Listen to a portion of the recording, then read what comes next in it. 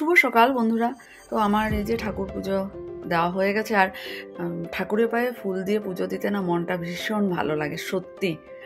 আর আজকে হলো আমার ভাইয়ের জন্মদিন, তো ঠাকুরের কাছে এটাই প্রার্থনা করছি যে ও যাতে খুব ভালো থাকে, সবাইকে নিয়ে খুব আনন্দে থাকে, আর তোমরাও আমার ভাইয়ের জন্য প্রার্থনা করবে।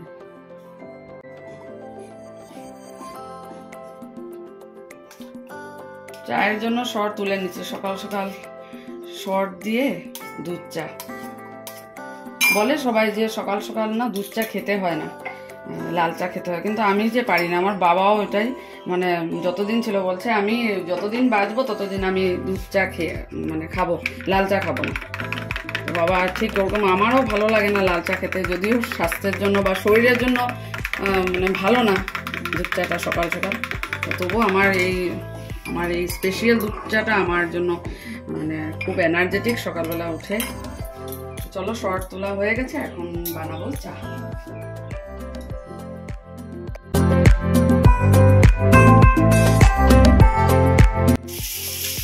চা খেতে খেতে ভাইয়ের কাছে ফোন করলাম। ভাইয়ের যেহেতু আজকে জন্মদিন, ছেলে আর আমি উইশ করে দিলাম। তারপর তো ভাইও বিজি হয়ে যাবে, আমারও হয়তো সময় হবে না, তো সকাল সকাল উইশ করে দিলাম। তো আর আরেকটা কাজ করলাম, চা খেতে খেতে সবজিটা কেটে নিলাম। আজকে ম্যাগি নিয়ে যাব। প্যাকেটটা দেখো কত ছোট করে দিয়েছে, 5 টাকার প্যাকেটের মতো হয়ে গেছে। এটা 10 টাকার প্যাকেট। আগে একটা প্যাকেটে একজনের পুরো ভালো করে হয়ে যেত, তা 2টো প্যাকেট মিলিয়ে একজনের হবে, এই অবস্থা এত ছোট করেছে। তো সবজি ফুলকপি, আলু, বিনস আর টমেটো আর কাঁচা লঙ্কা দিয়ে বসিয়েছি। তো এইটা হতে হতে বাকি আরো যেগুলো কাজ আছে সেগুলো করে নিই, কারণ দাঁড়িয়ে থাকলে তো হবে না, সময়টা চলে যাচ্ছে। চলো, 2 প্যাকেট ম্যাগিতে দেখো কতটুকু হয়েছে। আর স্কুলে একটু বনিতার সাথে শেয়ার করি, তো আমি একটু ওই হিসাবে নিয়ে যাই যে বনিতাকে দিয়ে একটু, তারপরে আমি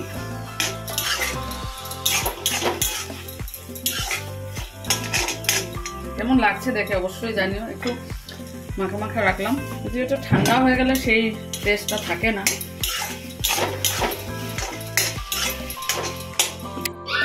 চলো বেরিয়েছে। আর আজকে সোয়েটার পরে নিয়েছি, কারণ আজকে একটু ঠান্ডা ঠান্ডা লাগছে, ওয়েদারটা ঠিক না। রোদ উঠছে, জানি না পরে হয়তো ঠান্ডা লাগবে বা গরমও লাগতে পারে, যার জন্য সোয়েটার পরে নিয়েছি। গরম লাগলে খুলে দেবো, স্টলও নিয়ে নিয়েছি।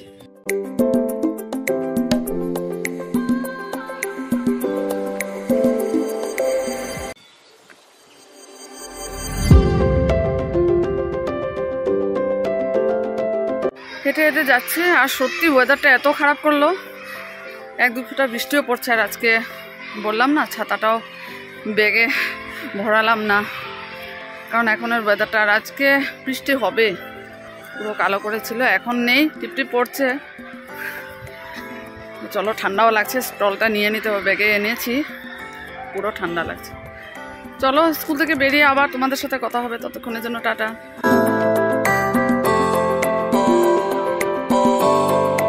Good afternoon friends. এই দেখো স্কুল ছুটির এক্সাম ডিউটি শেষ করে বাজার দিক দিয়ে আসলাম, আর একটু গ্রিন মটর নিয়েছি, মটরশুঁটি আর কি, আর কাঁচা লঙ্কা, দুটোই করলাম। মনে মনে ভাবছি যে কাল তো শুক্রবার, পনির তরকারি বানিয়ে নেব। চলো, এই বসলাম, কখন ছাড়ে দেখা যাক। চলো,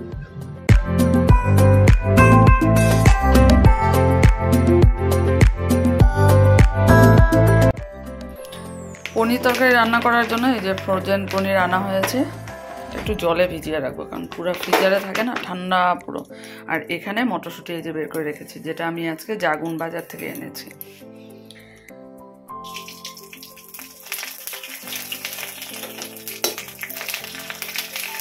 বাপরে কত বড় ফুলেছে দেখো, পাপা ডিগবয় গ্রন্থমেলা থেকে এনেছে, অনেক বড় ফুল আছে না।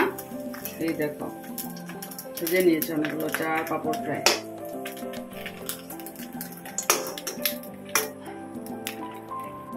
চা পাপড় ভাজা খাওয়া হয়ে গেল।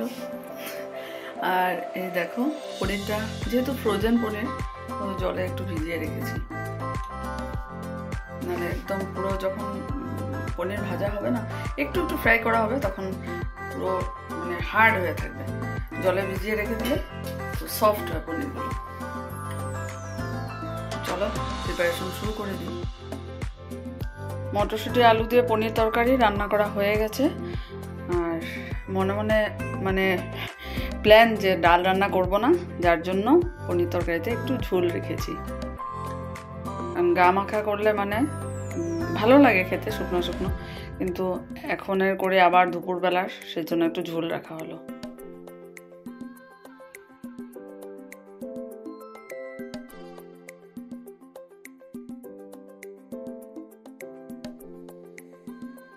দেখো কি সুন্দর না, ক্ষীরের হেব্বি লাগছে দেখতে। দেখো তো কি মজা। রান্নাঘরে আসলাম আর এসে এই যে ভাতটা বসিয়ে দিয়েছে। গরম গরম ভাত হবে। আগে রান্না করলে তো ঠান্ডা হয়ে যাবে, প্রেসার কুকারে করবো, তো ভাবলাম যে না এখনই এসে বসিয়ে দিই। আর তরকারিটা হয়ে গেছে, ভাবলাম একটু গরম করে নিই। তরকারিটা তো অনেক আগে রান্না করা হয়েছে, সেখানে একটু গরম করে নিই। আজ অনেক দিন পর মটরশুঁটি আলু দিয়ে পনির তরকারি খেয়েছি, সত্যি খুব ভালো লাগলো। আর গরম গরম খাওয়ার মজাটাই আলাদা। কাল তরকারি গরম করে খাওয়া আর গরম নামানোর সাথে সাথে খাওয়া দাওয়া সত্যি অন্যরকম। যাক, ভালো খেয়েছি। আর কাল আবার এক্সাম ডিউটি আছে, ক্লাস করে তারপর আবার স্যারের বাড়ি ক্লাস আছে। তো চলো আজকে আর দেরি করবো না, এখন তাড়াতাড়ি শুয়ে পড়ি। রাত প্রায় 11:30 বেজে গেল। ব্লগটা শেষ করে দিচ্ছি। আগামীকাল আবার একটা নতুন ব্লগ নিয়ে আসবো। তোমরা সবাই ভালো থেকো, সুস্থ থেকো। Good night.